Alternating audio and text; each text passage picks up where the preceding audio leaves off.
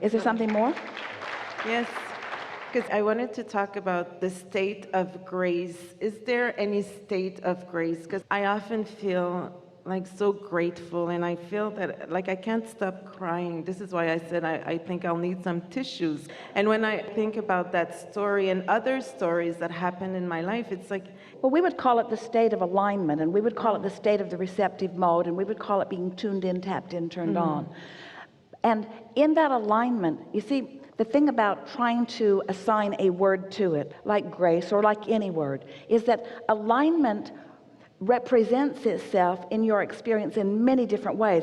Alignment makes you intuitive, makes you right place, right time. Alignment causes you to be aware of things that you may not otherwise be aware of. In alignment, you don't miss the deliciousness of life. In alignment, you are inspired to look just at the right time in just the right place to pick out the most delicious aspect of whatever it is.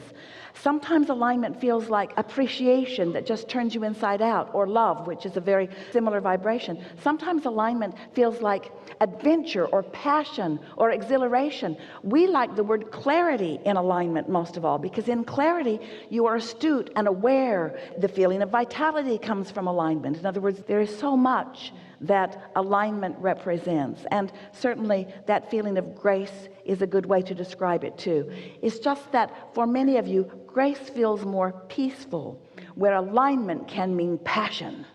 Alignment can mean exhilaration. Alignment is fast-moving momentum. And when you are in alignment, and you have been in alignment for a while, so that you have allowed the momentum of being in alignment, now the details and the specifics of whatever you are thinking about that you apply to it will play out in such vivid fashion that it begins to give you the feeling or the awareness of the true orchestrator of your life experience that you are. A true orchestrator of your life experience. And there is no feeling that is more exhilarating than to recognize that you've got your hands in your own clay, and that you are molding in the way that you want.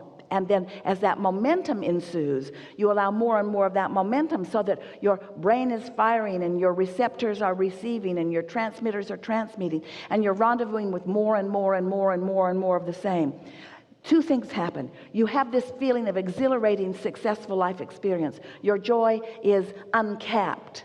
But the other thing that begins to happen is that you begin to feel this complete sense of worthiness, of self-value, of self-love. And we think that's the grace that you're talking about. It's that feeling of knowing, not only knowing my own goodness, but feeling it from those who really know it, and not blocking it with any embarrassment or any self-consciousness or any self-doubt or any self-criticism or any criticism of anyone else. Just pure, open love flowing. That's a state of grace, and it comes from that receptive mode. Yeah. thank you. Yeah. I love you so much. Yeah.